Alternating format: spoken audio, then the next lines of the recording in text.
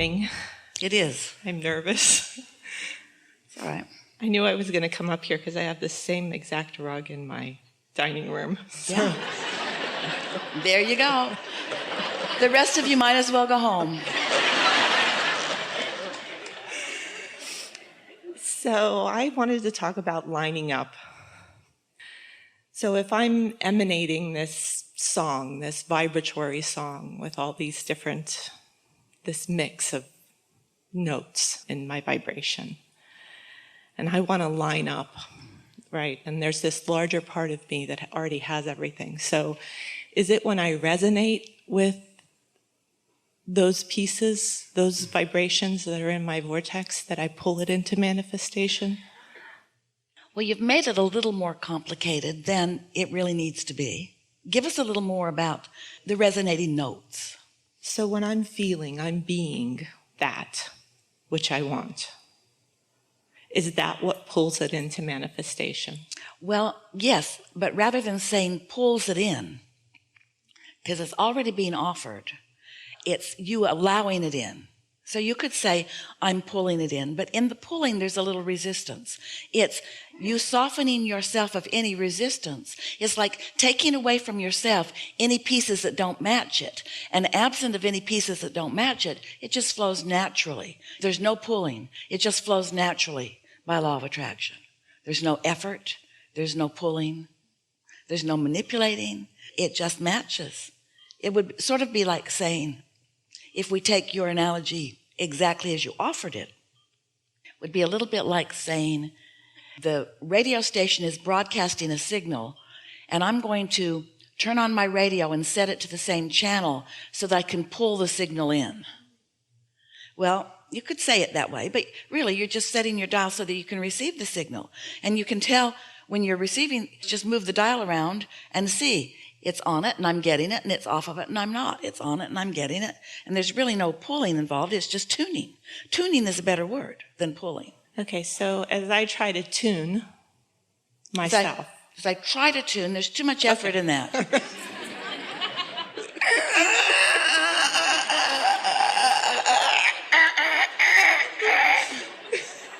It's easier than that.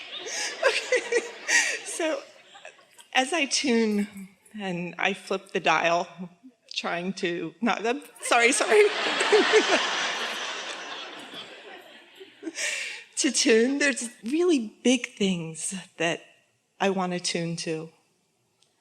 Well, feel the effort factor in there are really big things. In other words, did you hear her introduce effort and risk and doubt just by calling it big things? So here's the process.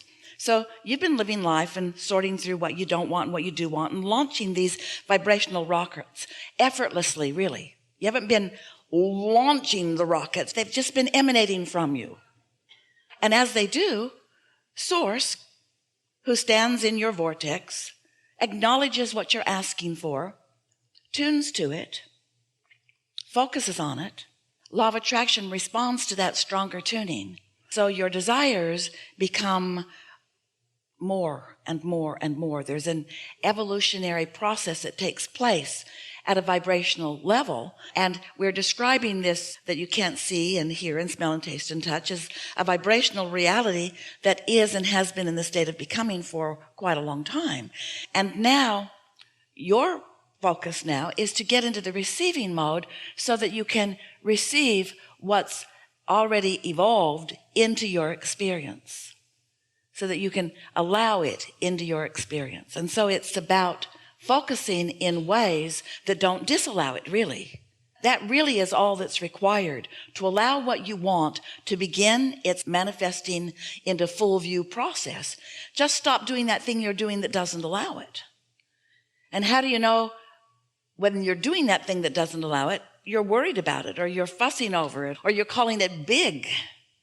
That great, big, hard to create thing, you know, Abraham, that thing that I've wanted that hasn't come for quite a long time, that really, really, really big, big, big thing that I want. We say develop some patience, because under these conditions, it's not coming anytime soon. But what happens is, as you're enjoying life and enjoying the thought of it and receiving impulses about the thought of it. So you're joyful in its not yet manifestation, but you're joyful in its steady evolution. Then it will move from an idea that you receive. You'll get lots of ideas and impulses, and you will move closer and closer and closer to it. And when it manifests, it will just feel like the next logical step. It won't feel like some big thing with some big fanfare. It will just happen in your experience.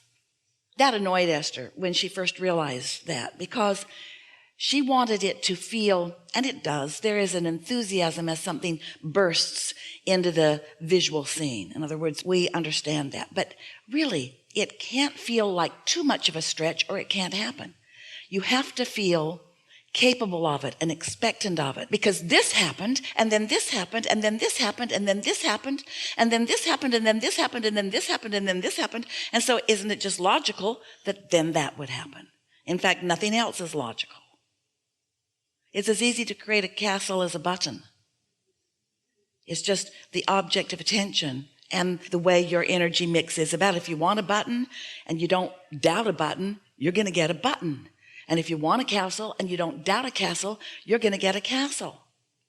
There might be some things that you'll have to come to accept along the way, like your worthiness and like your ability and like the universe's ability to yield to you and like the process of the law of attraction. You might have to come to know some of that before doubt will be gone. But there will be a time that you will really understand that you are the creator of your own experience and that you can be or do or have anything that you desire. Okay, so like with work and things like that, I manage risk. That's what I do. So it's kind of hard. Say again? I manage risk. I manage risk for the government. Yeah. So it's...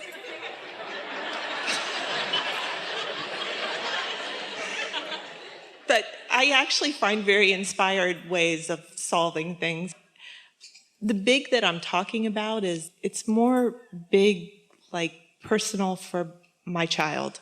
I don't know how to help bring about healing. There are a few things that we're just going to start at some very soft and basic places. And as you listen to us and realize how much of this you already know, then you'll realize how close to this you are. All day long, life is happening because you are living the manifestations of vibrations that have already been flowing.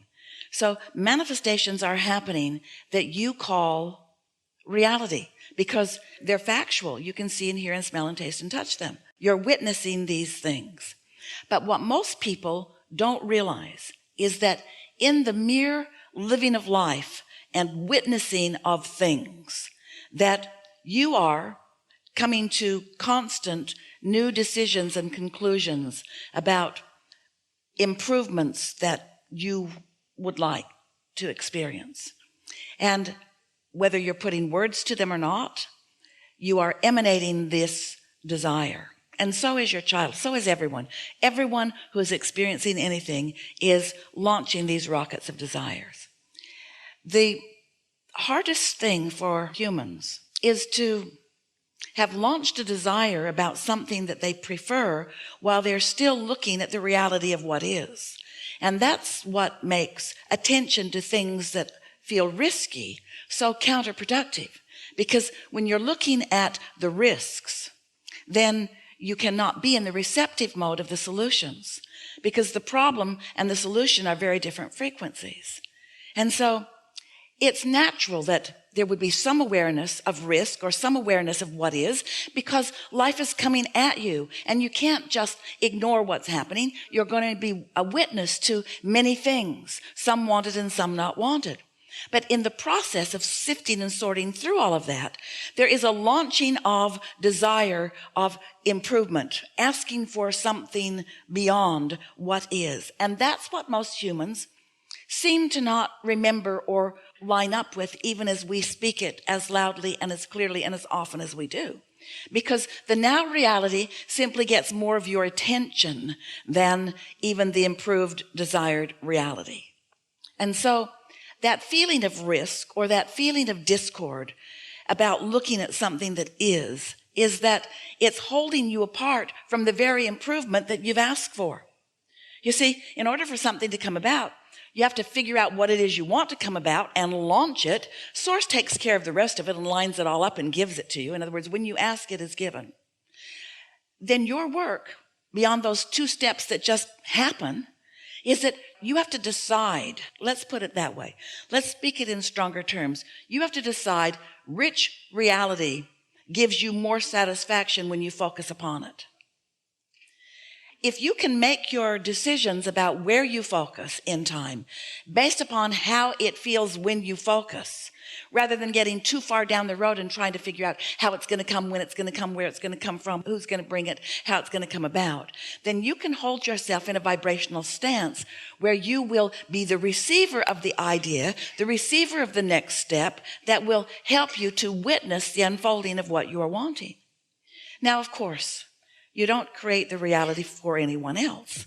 But when you desire something in a very strong way, and you line up with your inner being about it, your desires count for a lot, because after all, there is nothing that is more prominent in your vortex than the welfare of those people that you love and care about. And so there's plenty already in your vortex about this subject.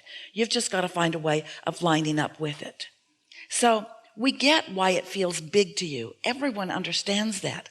But you've got to whittle the distance down. Let's change the subject just slightly. You'll hear it better this way. Let's say you are in enormous debt and struggle around money, and you have a desire for enormous wealth and freedom in money. So in terms of reality that is already manifested, there's a big gap between where you currently are in terms of what you're allowing to manifest in your experience and what you desire. Well, you've got to find a way of narrowing that gap down to something that is manageable. And the way you narrow it down to something that is manageable is by accepting that it is what it is and that you have 2 choices.